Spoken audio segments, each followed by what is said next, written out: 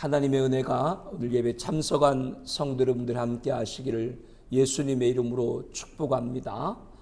하나님이 아브라함을 시험하시려고 이렇게 본문은 시작되고 있습니다. 그 이전에도 아브라함에 대한 하나님의 시험은 여러 번 있었죠. 처음에는 아브라함을 택하시고 갈대아우로 고향을 떠나 그렇게 명령하신 것도 시험 아니겠습니까? 선대 때부터 쌓아 올렸던 그동안의 모든 기반을 뒤로하고 아무 연고도 없는 가나안으로 가라, 그렇게 말씀하셨으니까 말입니다. 또 아브라함의 시험 가운데는 아들을 주시겠다 약속한 시험도 있습니다. 이것은 하나님이 아브라함이 주신 언약이지만 그것을 기다리는 아브라함에게는 시험이었던 것이죠. 75세 때 약속하시고 몇 세 때 주셨어요? 100세, 25년을 기다리게 했으니까 이것 또한 시험 아니겠습니까? 그러나 그 모든 시험보다 오늘 본문의 시험은 그 중대함을 볼 때 이전의 시험과는 비교할 수 없는 것입니다. 아브라함이 100세 얻은 아들 하나밖에 없는 독자를 바치라, 이렇게 말씀하셨기 때문이죠. 하나님은 아브라함을 부르십니다. 그 부르심의 이유는 시험하시려고입니다. 항상 하나님 부르심에 응답했던 아브라함은 내가 여기 있나이다 라고 속히 응답을 드렸죠. 오늘은 어떤 명령을 내리실까 하달할까 기다리던 아브라함에게 귀가 의심스러운 그런 음성이 들려옵니다. 창세기 22장 2절 우리 한 번 더 함께 읽겠습니다. 여호와께서 이르시되 내 아들 내 사랑하는 독자 이삭을 데리고 모리아 땅으로 가서 내가 내게 일러준 한 산 거기서 그를 번제로 드리라. 우리로서는 상상할 수 없는, 상식적으로 받아들일 수 없는 명령입니다. 아들을 번제로 드리라는 것이죠. 번제라고 하는 것은 구약의 여러 제사 가운데 한 종류입니다. 짐승을 잡고 머리와 내 발을 자르고 가죽을 벗기고 몸통에서 살을 각도서 불에 살라 그 향기로 하나님 앞에 올려드리는 화제인 것입니다. 이것은 짐승을 제물로 드릴 때 하는 제사법인 것이죠. 그런데 하나님은 아브라함에게 아들 이삭을 그와 같이 제물로 드리라고 하는 겁니다. 본문에 하나님이 아브라함에게 아들 이삭을 제물로 드리려고 할 때 아브라함의 가장 아픈 곳을 찌르고 있습니다. 어떤 아픈 곳을 찌르고 있습니까? 아들을 바치라, 그렇게만 말씀을 하신 것이 아니고요. 내 아들, 내 사랑하는 독자, 이렇게 말씀을 합니다. 이것은 아브라함이 이삭을 얼마나 사랑하는지 하나님도 아신다라고 하는 것이죠. 어떤 면에서는 하나님이 명령할 때 내 사랑하는 독자, 이것을 오히려 더 강조하면서 아브라함이 아들 이삭을 얼마나 사랑하시는지 아브라함으로 하여금 그 사랑을 더 확인시키도록 하는 것과 같이 보이기도 합니다. 아들을 바치려면 그냥 아들을 바쳐라, 이렇게 말씀을 하셔도 참 감당하기가 어려울 텐데 하나님은 꼭 집어서 내 사랑하는 독자를 바치라, 아브라함에게 할 수 없는 일을 맡기셨다라고 하는 겁니다. 이런 하나님의 명령에 아브라함은 어떤 각오를 했는지 다음날 아침 일찍 일어나 나귀의 안장을 지우고 두 종을 부른 후에 아들과 함께 번제에 쓸 장작을 준비한 후 길을 떠납니다. 어떻게 보면 아브라함이 비정하다는 생각도 들지 않습니까? 마치 기대했던 일이 생겼던 것처럼 다음날 이른 아침에 일찍 일어나 자신의 아들을 태울 장작을 아들 이삭으로 준비하게 했으니 얼마나 비정하게 보이기도 합니까? 집을 떠난 지 3일쯤 되었습니다. 하나님은 아브라함이 지정하신 산 눈을 들어 바라본 후에 두 명의 종들에게 나귀와 함께 여기서 기다리라, 나는 하나님께 아들과 함께 예배하고 돌아오리라 이렇게 말을 하죠. 아브라함은 불과 칼을 손에 들었고요. 이삭은 번제에 쓸 장작을 얻게 메었습니다. 이제 아버지와 아들 부자만이 하나님이 지정하신 곳으로 향하게 되는 겁니다. 어느 정도 산을 향해 올랐을까요? 이삭이 궁금한 것이 있어서 여쭙습니다. 불과 나무는 있거니와 번제할 양은 어딨나이까? 아브라함은 순간적으로 입을 열어서 내 아들아, 번제할 어린 양은 하나님이 자기를 위해서 친히 준비하시라 이렇게 답을 했죠. 이 말을 하는 아브라함의 심정이 얼마나 찢어졌을까요? 자기 아들을 번제로 드려야 되는데 말입니다. 하나님이 일러주신 곳에 이른 아브라함은 제단을 쌓고 나무를 그 위에 벌려놓고 이삭을 결박을 했습니다. 아무런 말도 하지 않은 채 아들을 결박할 때 이삭도 아버지가 하는 행동에 반항하거나 저항하거나 어느 항변도 없이 그냥 결박을 당했습니다.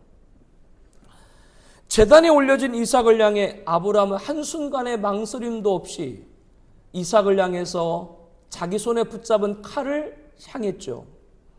그때 하나님 보내신 여호와의 사자가 하늘로부터 급히 아브라함아 아브라함아 부릅니다. 이에 내가 여기 있나이다 답한 아브라함에게 여호와의 사자가 말하죠.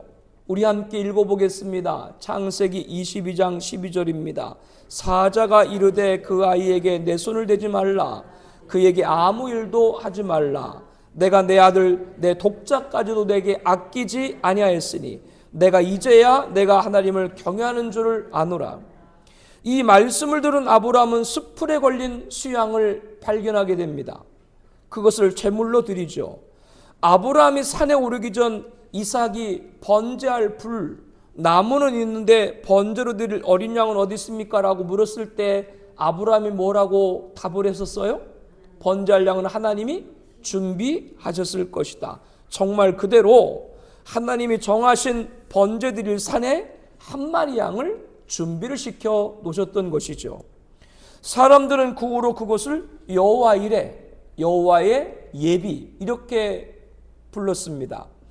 순양을 번제로 드린 후 하나님은 여호와의 사자를 통해 재차 부른 후 이어 말씀을 합니다.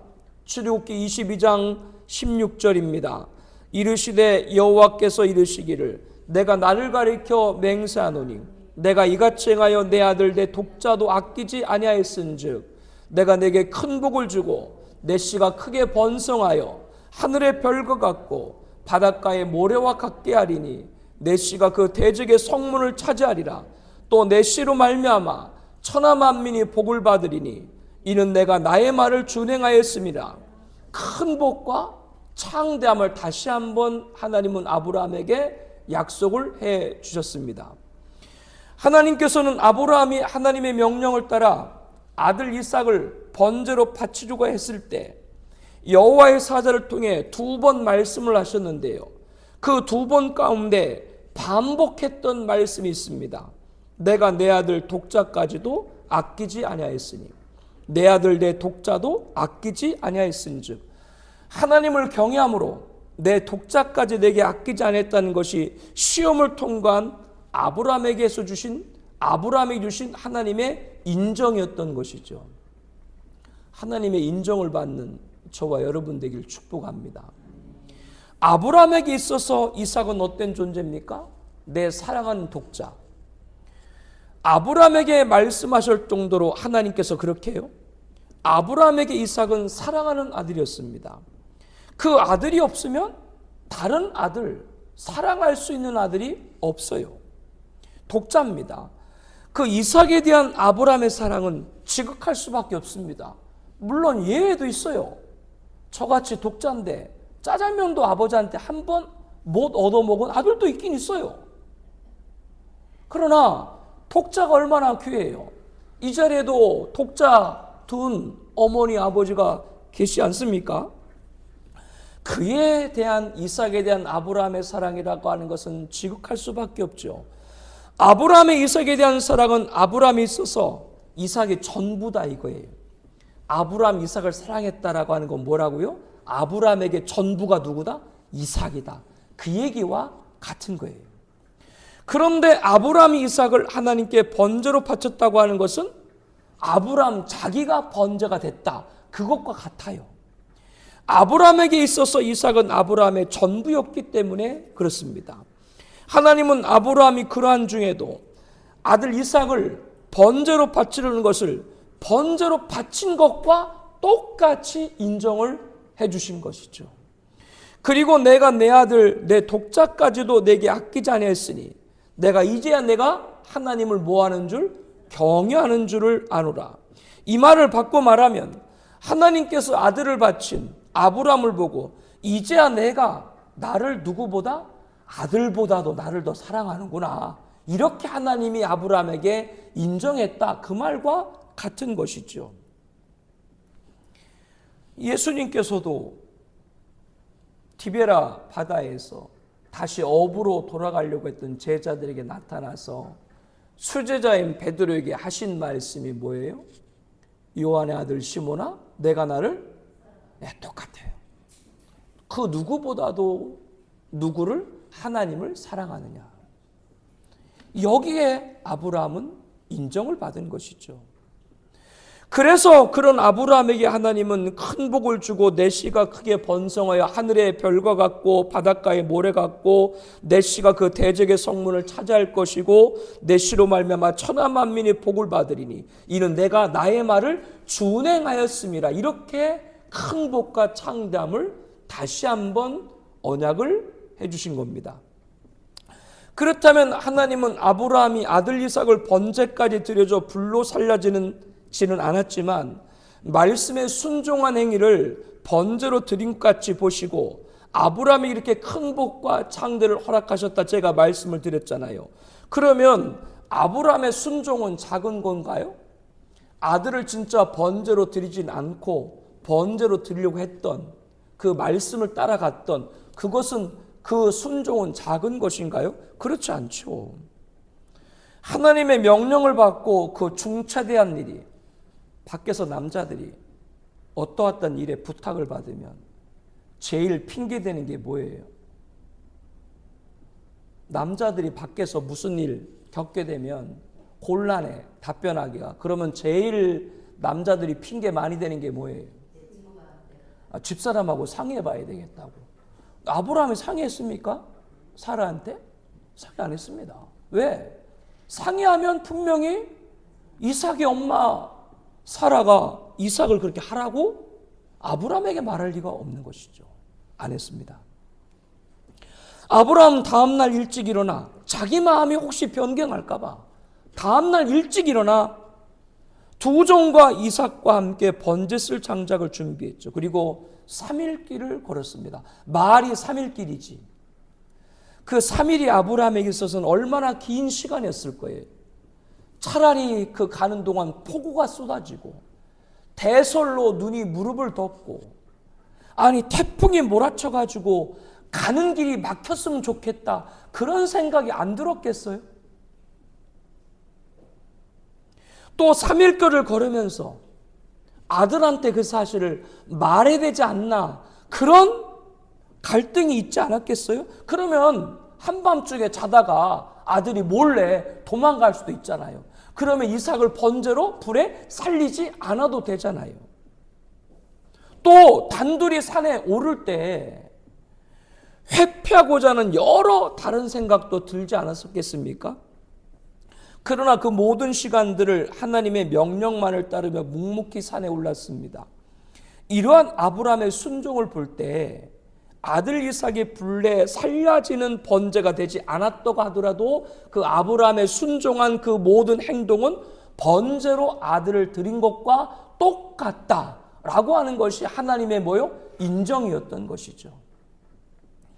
만약 우리에게 하나님이 이러한 명령을 주신다면 이것은 결코 단순히 결정할 일이 아닙니다. 우리 큰아이가 초등학교 6학년 때 수학여행을 가지 않습니까?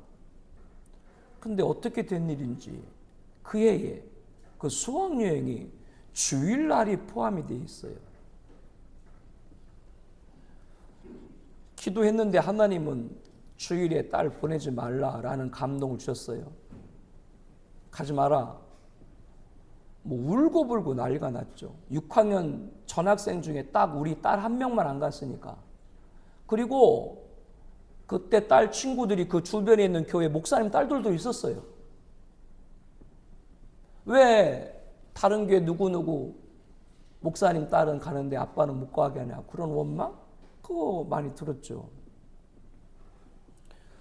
그 수학여행 하나도 딸을 못 가게 했을 때 가슴이 그렇게 미어지는데 아들을 번제로 드리라? 여러분 죄송한데 주님의 명령 때문에 가슴 아파 본 적 있어요? 여러분 편하려고 신앙생활해요? 우리 한번 깊이 생각해 봐야 돼요. 하나님께서는 일부러 재앙을 주려고 명령하는 것이 아니라 하나님은 우리를 인정하시고 더 예비된 큰 복과 창담을 주시기 위해서 우리에게 어떤 순간은 아픔을 갖게 할 때도 있다는 것을 우리들은 받아들여야 됩니다. 이거를 잘 이겨야 돼요. 그럼 하나님은 결코 자기의 자녀를 그 아픔 가운데 내버려 두지 않으세요. 아브라함은 그렇게 다음날 복종했지만 우리라고 했을 때 다음날 바로 복종하기가 쉽지 않을 것이죠.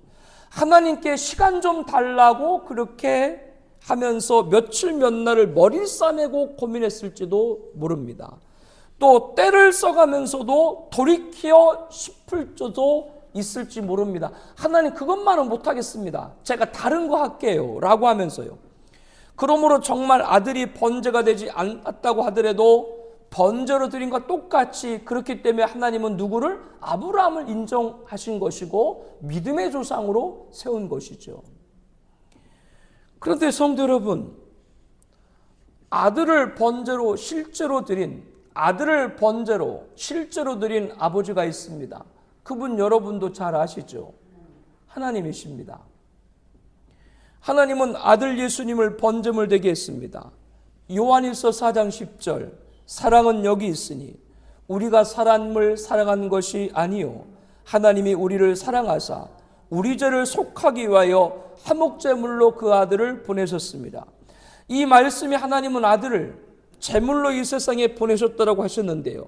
그 이유가 무엇이라고 말씀합니까? 하나님이 우리를 사랑하사 아들 예수님을 제물로 십자가에 죽겠다고 말씀합니다. 사랑하는 성도 여러분, 본문의 아브라함을 하나님으로 대비해 보시기를 바랍니다. 이삭을 예수님으로 대비해 보기를 바랍니다. 아브라함에게 이삭이 독자였듯이 하나님에게 예수님은 독생자입니다. 만인이 애송하는 성경 구절, 요한복음 3장 16절, 하나님이 세상을 이처럼 사랑하사 독생자를 주었으니 이는 그를 믿는 자마다 멸망치 않고 영생을 얻게 하려 하심이라. 하나님이 독생자를 왜 주셨습니까? 세상을 이처럼 사랑하사, 그 세상은 바로 저와 여러분을 말하는 것이죠. 이처럼 사랑하사, 이처럼 누구처럼? 예수님 아들처럼 우리를 사랑하겠다 그 말이에요. 이처럼 사랑하사, 그게 그 얘기예요. 하나님이 독생자 예수님을 사랑같이 우리를 사랑하사. 본문의 아브라함은 이삭에게 어떤 존재였습니까? 사랑이었습니다. 내 사랑하는 독자. 하나님에게 예수님은 어떤 존재입니까? 사랑이었습니다. 예수님이 공생애를 시작할 때쯤 세례를 받으셨을 때 하늘에서 음성이 들려왔죠. 내 사랑하는 아들이요 내 기뻐하는 자라. 예수님은 하나님에게 사랑이었습니다. 예수님이 공생의 중간에 변화산상에 오르셨을 때 이때 동행했던 베드로와 요한, 야고보에게 하늘의 큰 영광과 하나님의 음성이 들렸습니다. 이는 내 사랑하는 아들이요 내 기뻐하는 자라. 제자들도 들었어요. 예수님을 하나님의 사랑이라고 하는 음성을요. 예수님이 공생애를 마치고 십자가를 앞둔 시점에 기도하실 때 하나님의 음성이 들렸습니다. 내가 이미 영광스럽게 하였고 또다시 영광스럽게 하리라. 하나님에게 예수님은 사랑이었습니다. 하나님에게 예수님은 영광이었습니다. 하나님을 가장 영광스럽게 된 분이 누구예요? 예수님입니다. 그러니까 하나님은 예수님이 사랑이셨던 것이죠. 아버지 하나님의 명에 따라 저와 여러분을 구원하기 위해서 십자가에 죽으셨던 것입니다. 그러므로 하나님에게 예수님은 사랑했던 겁니다. 그런데 그렇게 사랑하는 독생자 예수님을 십자가에 죽이셨습니다. 왜 그렇게 하셨다고요? 우리를 사랑하셨기 때문입니다. 자기 아들을 위해서 팔 하나를 줄 수도 있고 다리 하나를 줄 수도 있는 우리 부모는 우리 그렇게 할 수 있어요. 우리 그렇게 할 수 있어요. 눈 하나 내 자녀 줘도 나 뺄 수 있어요. 신장 하나? 나 빼줄 수 있어요. 옆집 아들 위해서 줘? 이웃집 아들 위해서 자기 몸을 떼어주냐고요. 하나님은 자기 아들을 죽게 하신 거예요. 왜? 우리를 사랑하사. 신앙생활은 여기에서 출발해야 됩니다. 하나님의 사랑을 알아야 돼요. 여기에 신앙의 출발이 있어요. 그 하나님의 사랑이 거하면 그의 신앙은 항상 샘솟듯 사랑으로 넘치게 될 줄로 믿습니다. 하나님은 아브라함을 보고 경외하는 걸 이제 알았다 이렇게 인정을 했었잖아요. 사랑하는 독자를 바친 아브라함을 보고 하나님을 진정으로 사랑하는 걸 이제 알았다 이렇게 얘기했잖아요. 그런데 하나님은 아들 예수님을 실제로 번제로 드렸습니다. 독생자를 십자가에 죽게 했습니다. 이것이 하나님이 우리에 대한 사랑입니다.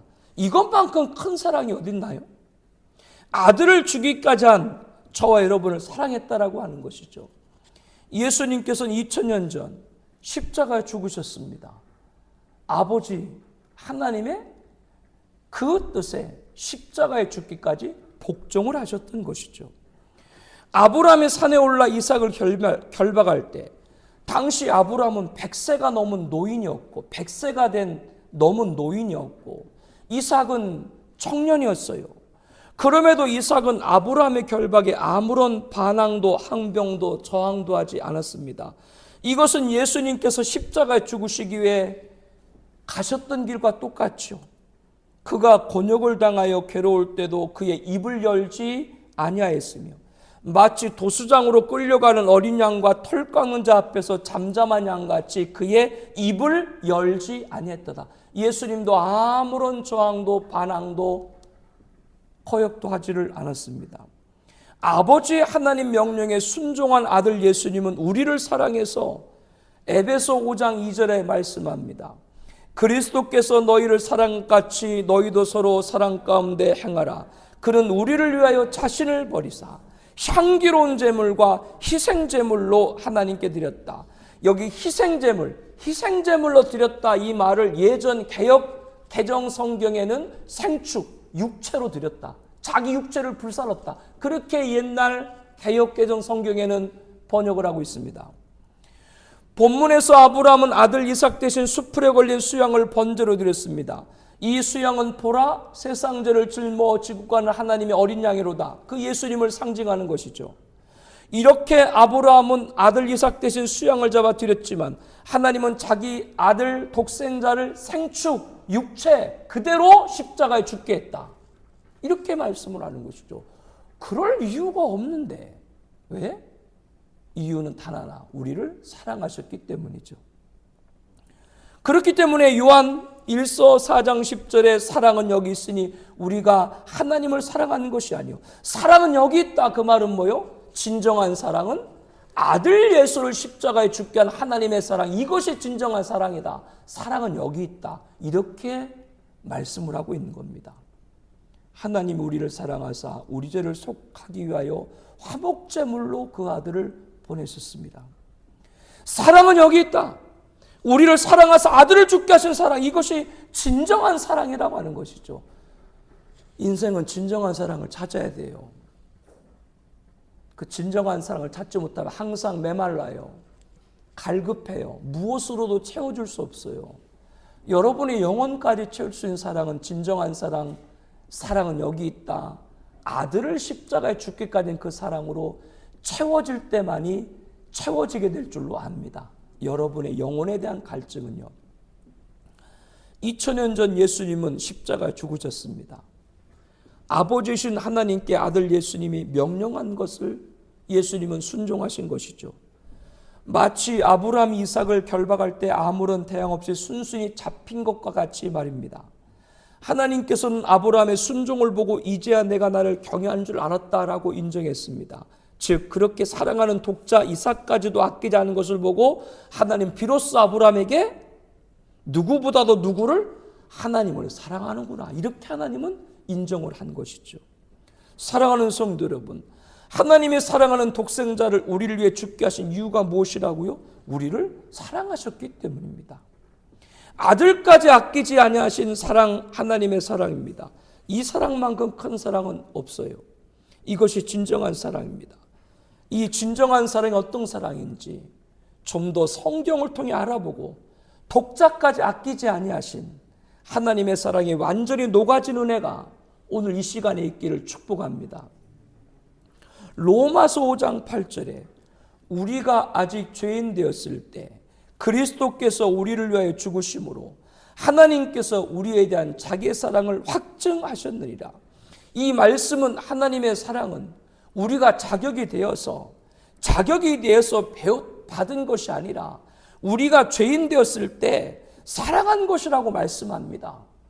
요한일서 4장 10절에 사랑은 여기 있으니 우리가 하나님을 사랑한 것이 아니요 하나님이 우리를 사랑하사 우리 죄를 속하기 위하여 화목제물로 그 아들을 보냈다. 하나님의 사랑을 받을 만한 자격이나 조건이나 가치가 있어서 내가 받은 것이 아니고 자격도 조건도 가치가 없어요. 왜 그렇습니까? 인간은 죄인입니다. 죄인은 거룩한 하나님께 나아갈 수가 없는 거예요. 죄인은 하나님과 함께할 자격도 조건도 가치도 없어요. 하나님에게는 죄가 허락되지 않기 때문입니다. 그러면 하나님의 사랑이 어떤 사랑입니까?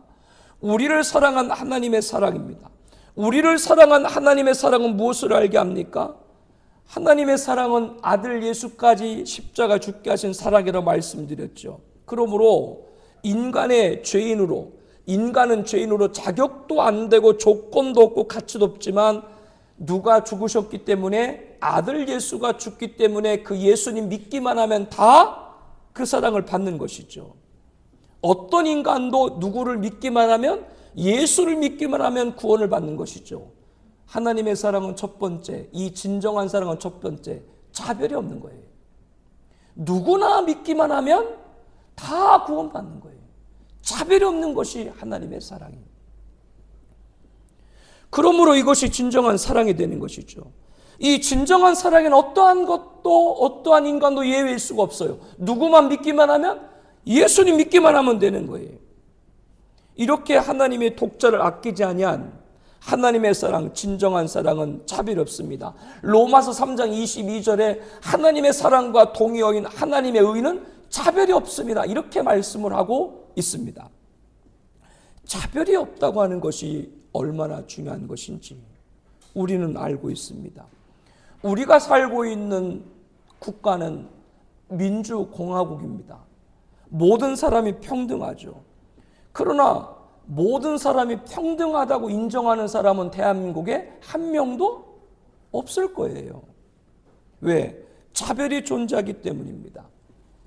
고인이 되신 고 노회찬 의원께서 상임위 법사위에 출석한 법무장관에게 법은 만인에게 평등하다는 말이 맞습니까? 법무장관이 맞습니다라고 답을 했습니다.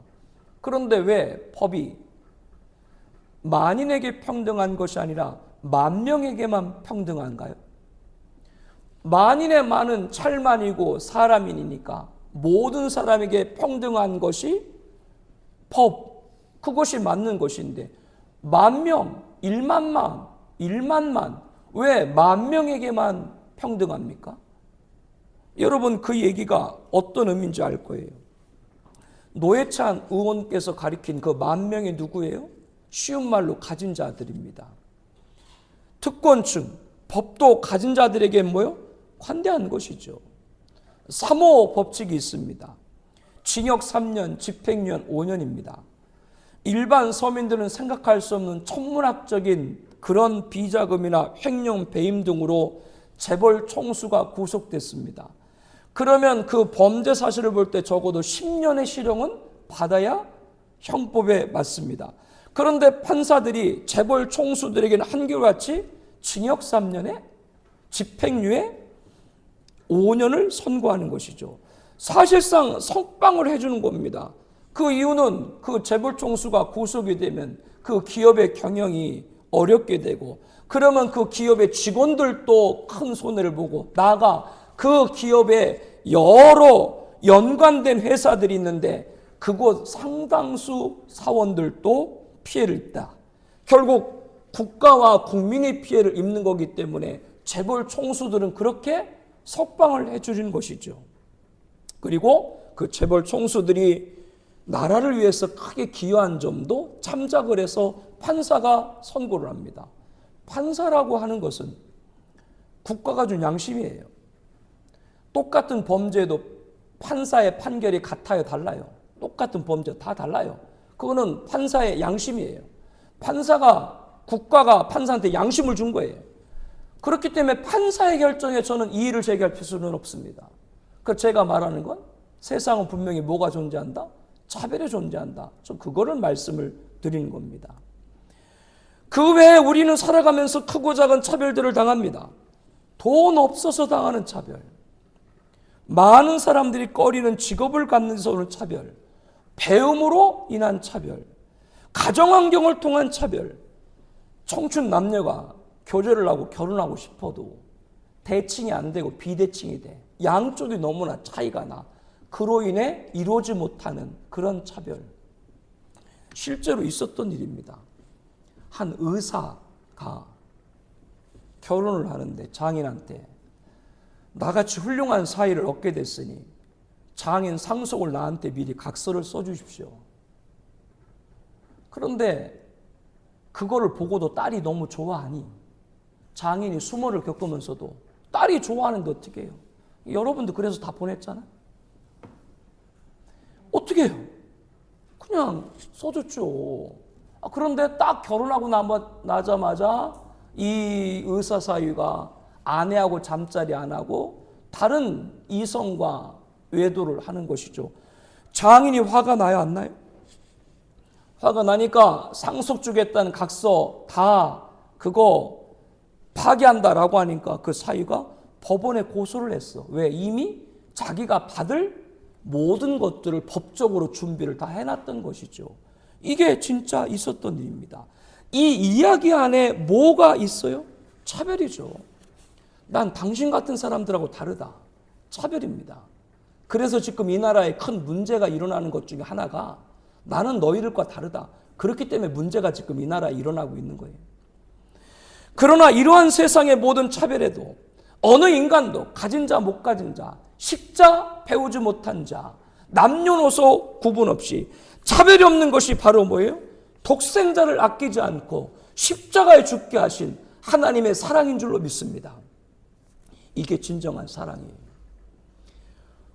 차별이 무엇인지 아는 분, 차별을 뼈저리게 느껴보신 분들, 차별을 당해봐서 그 아픔을 가진 분들은 차별이라는 것이 얼마나 큰 고통인가를 알아요.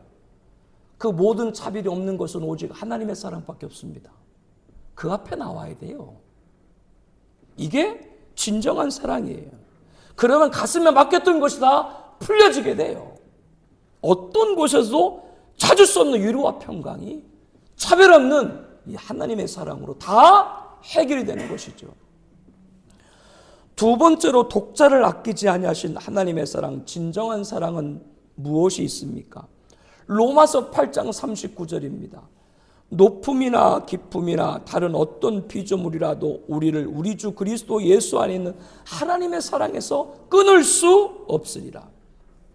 높음이나 기쁨이나 다른 어떤 피조물이라도 우리를 우리 주 그리스도 예수 안에 있는 하나님 사랑에 끊을 수 없다라고 하십니다. 높음이나 기쁨이나 라고 하는 건 이 세상 어떤 것들도 그런 말이에요. 이 세상 어떤 것들도, 어떤 피조물이라고 하는 것은 어떤 악한 천사도, 귀신도, 어떤 사람의 행포도 우리를 뭐에서 끊을 수 없다? 하나님 사랑에서 끊을 수 없다. 이게 두 번째 진정한 사랑입니다. 독자를 아끼지 아니하신 하나님의 사랑, 진정한 사랑은 끊을 수가 없는 사랑입니다. 인간들이 사랑을 노래하고 사랑을 예천하고 인간도 사랑을 하지만 그 사랑은 진정한 사랑이 될 수 없습니다. 여기에서 제 말을 오해하시면 안 돼요. 왜 인간의 사랑은 진정한 사랑이 될 수 없느냐? 깨질 수 있기 때문에 그렇습니다. 제 말을 오해하면 안 돼요. 제 말을 잘 듣고 여러분들이 마음에 담아야 돼요. 하나님이 인간을 만들 때 뭘로 만들었어요? 흙으로 만들었어요. 성경은 인간이 흙으로 만드진 질그릇이라고 그렇게 말하고 있습니다. 질그릇이라고 하는 것은 우리들이 연약한 존재라고 하는 거예요. 연약한 존재라고 하는 것은 내가 하고 싶지 않아도 깨어질 수 있고 금이 갈 수 있다는 것을 먼저 알아야 돼요. 그렇기 때문에 인간은 사랑을 하고 싶어도 그 사랑이 완전한 사랑은 될 수 없다. 이거를 인정해야 돼요. 그러므로 아무리 애틋한 사랑을 담아도 깨질 수가 있습니다. 이것이 인간 사랑의 한계를 갖는 거예요. 그러나 하나님은 영원하신 분입니다. 그분은 영원하신 분이기 때문에 깨어질 수가 없는 것이죠. 하나님은 한 번 사랑을 주기로 한 자는 누구도 그 사랑을 끊을 수 없는 줄로 압니다. 뺏어갈 수 없는 것이죠. 끊을 수 없는 것이죠. 왜? 끊을 수 없는 사랑이 중요한가? 사랑이 끊기면 사람들은 상실감을 당해요. 하나님의 사랑에는 상실감을 당치 않게 됩니다. 인간은 사랑의 배신을 당할 때 그 오는 상실감으로 인해서 죽음을 선택하는 분들도 계시잖아요. 인간의 사랑은 남녀간의 연인들만의 사랑만 아닙니다. 부모와 자식의 사랑도 있습니다. 형제와의 사랑도 있습니다. 친구와의 사랑도 있습니다. 동료와의 사랑도 있습니다. 그중 어떤 사랑이 거짓이라고 하는 걸 알았을 때, 신뢰가 깨졌을 때 거기서는 상실감이라고 하는 건 큽니다. 그렇기 때문에 그 사랑이 깨져서 그로 인해 가지고 세상을 등지는 분들도 없지 않은 것이죠. 이렇게 잃어버린 사랑으로 상실감에 빠진 분들이 찾는 곳이 어디예요? 교회입니다. 교회는 상실하지 않는 하나님의 사랑을 전하는 곳입니다. 그러므로 세상에 실패하고 상실한 자들이 찾아왔을 때 교회는 상실하지 않는 사랑을 전할 수가 있어야 됩니다. 저와 여러분은 어느 누구도 끊을 수 없는 사랑, 독자까지 아끼지 아니하신 하나님의 사랑, 진정한 사랑 안에 거하기를 축복합니다. 그래야 어느 누구에게도 상실하지 않는 진정한 사랑을 가질 수가 있는 거예요. 사람의 사랑이 깨어지고 끊어지게 되더라도 이해를 하게 되는 것이죠. 왜? 저 사람도 연약한 질그릇인데 그 사랑이 온전히 지켜주지 못하는 것이지. 이렇게 끊어지지 않는 하나님의 사랑을 받은 사람들은 깨어진 사람의 사랑을 보아도 이해를 하게 된다 그 말이에요. 요한일서 4장 11절에 사랑하는 자들아 하나님이 이같이 우리를 사랑하셨은즉 이같이 어떻게 끊을 수 없는, 누구도 끊을 수 없게 우리를 사랑했든지 우리도 서로 사랑하는 것이 마땅하도다. 우리 교회 공동체가 이런 사랑에 가득하기를 축복합니다. 우리 가정의 모든 가족들이 이런 사랑이 가득하기를 축복합니다. 세 번째로 독자를 아끼지 아니하신 하나님의 사랑, 진정한 사랑은 무엇이 있습니까? 야고보서 2장 5절에 내 사랑하는 형제들아 들을지어다 하나님이 세상에서 가난한 자를 택하사 믿음에 부요하게 하시고 또 자기를 사랑하는 자들에게 약속하신 나를 상속으로 받게 하지 아니하셨느냐. 하나님이 세상에서 가난한 것 택하사 믿음에 부요하게 하셨습니다. 또 자기를 사랑하는 자들에게 약속하신 나라를 상속받게 하십니다. 하나님이 자기를 사랑하는 자들이란 하나님이 사랑하는 자라는 것은 자명한 사실인 것이죠. 독자까지 아끼지 아니한 하나님의 사랑, 진정한 사랑은 약속하신 나라, 상속, 즉 천국까지 인도하십니다. 진정한 사랑은 무엇이 진정한 사랑인가? 이 세상에서 차별이 없고 끊을 수 없을 뿐만 아니라 저 영원한 나라까지 인도해야 하는 것이어야 진정한 사랑인 거예요. 마지막까지 책임지는 사랑이 진정한 사랑인 겁니다. 성도 여러분, 사랑은 죽음을 뛰어넘어야 사랑인 거예요. 로미오와 줄리엣 알아요? 몰라요? 그 남가요는. 그럼 박신양하고 최진실이 주연한 편지는 이것도 모르고 저것도 모르고 뭐 알고 있는 게 뭔데? 제가 지금 말한 그 세 편의 영화 공통점이 뭐예요? 죽음 앞에 사랑은 중단된 거예요. 그거는 진정한 사랑이 아니에요. 진정한 사랑은 죽음을 뛰어넘는 사랑이에요. 그렇기 때문에 예수님이 우리를 위해 십자가 죽으신 줄로 믿습니다. 그렇기 때문에 예수님 믿으면 구원받는 사람은 죽음 넘어 어디까지? 천국까지 인도되는 줄로 믿습니다. 죽음을 뛰어넘는 그것이 이 세상에서 내세를 뛰어넘는 사랑이 진정한 사랑이다라고 하는 겁니다. 어디까지? 천국에 인도할 때까지. 이 진정한 사랑은 이 세상을 넘어 내세까지 누구도 막을 수가 없습니다. 이것이 진정한 사랑입니다. 인간의 사랑은 빼앗겨서 상실을 당하고 막아서는 장벽으로 이별을 당하는 것입니다. 차별이 있고 끊는 자가 있고 막아서는 자가 있기 때문에 인간의 사랑은 끊긴 거예요. 막히는 거예요. 중단되는 거예요. 지금 가을이 시작됐는데 가을하면 떠오르는 대중가요가 있어요. 패티김이 부른 겁니다. 그 작사 작곡이 그의 남편인 고인 대신 기록윤 씨가 작사 작곡을 한 건데 가을을 남기고 간 사람 아시네요? 이게 웬일이지? 목이 너무 지금 가라앉아서 이 노래를 소화를 못할 것 같아요. 가을을 남기고 떠난 사람 겨울은 아직 멀리 있는데 다음에 목 좋을 때 같이 노래방 한번 가고 이 설교 또 누가 듣고 신고하는 거 아니에요?